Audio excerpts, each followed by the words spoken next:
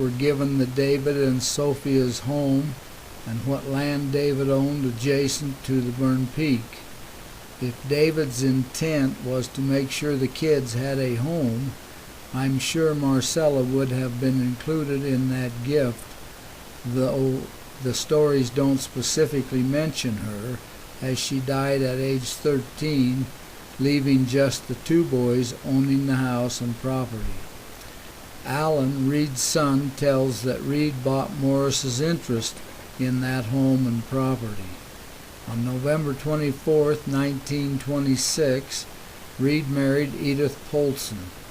Reed and his wife Edith purchased the Bern Dairy from Ella and Leonard Wilde, then ran that Bern Dairy for a number of years. Reed Lynn, Reed and Edith's oldest son and first child, born on the 5th of September 1927, helped from his youth to make cheese in the Bern Dairy. Lynn tells us a little about the facility and the process. Says Lynn, the cheese plant consisted of two log buildings about 12 feet by 24 feet in size, with dirt roofs 18 inches thick. The thick dirt roofs were to help maintain the temperature in the buildings at 68 to 75 degrees to ripen the cheese. One was a drying or curing room and the other was a processing room. The building had no electricity and nor running water. The processing building had a hand-dug well in the back with a pitcher hand pump for water. This building had a concrete floor with a drain that was piped outside the building.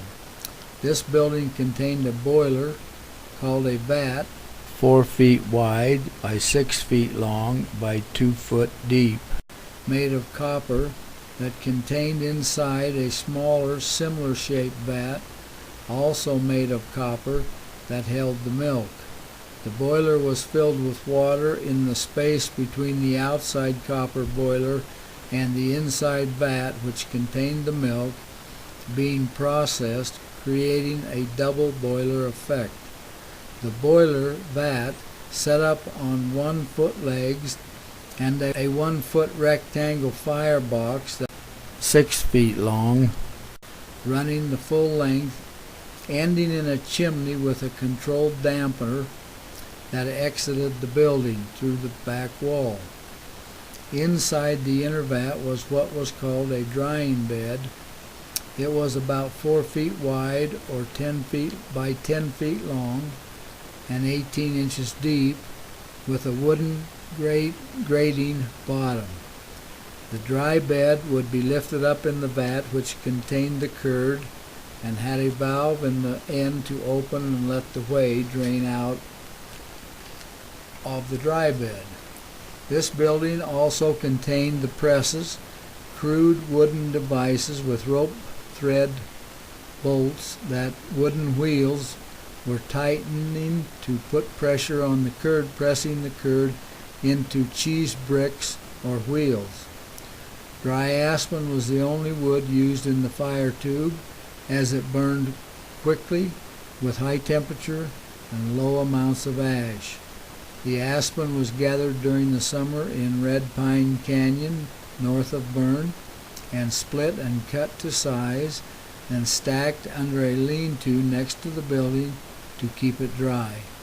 Every afternoon upon finishing the making of cheese for the day, the building had to be scrubbed down and cleaned with lye. Milk was delivered to the creamery 6 days a week by the farmers, but they kept their Sunday milk and ran it through the cream separator, using the cream for ice cream or to make butter and buttermilk for their families. Reed farmed, raising chickens, pigs, some hay and barley, and milked a few cows. Reed Lynn was born September 5, 1927, and from the time he was able to help his mother Edith make cheese until the late fall of 1944, when they closed the plant, he describes his days as follows, except for days when he was in school. Lynn and his mother were at the plant at 6 a.m. They would build a fire in the firebox to start warming the boiler. The milk would arrive about 7 a.m. Each 10-gallon can was weighed and recorded by owner and emptied into the vat to start warming. Lynn and his mother, Edith, were processing about a ton of milk a day. Making the cheese itself would take from 6 to 8 hours per batch, and then the whole plant had to be scrubbed down with lye water. Operating the Bern cheese plant was hard physical work 6 days a week, but the reason it was closed was because as federal regulation in the manufacturing of foodstuffs become more stringent, the cost to meet those regulations was prohibitive for small operators. The Bern cheese factory closed in the fall of 1944.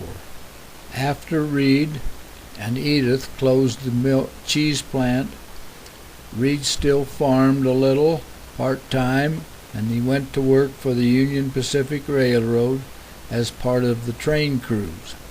Reed died January 17, 1996, and Edith died August 18, 1998.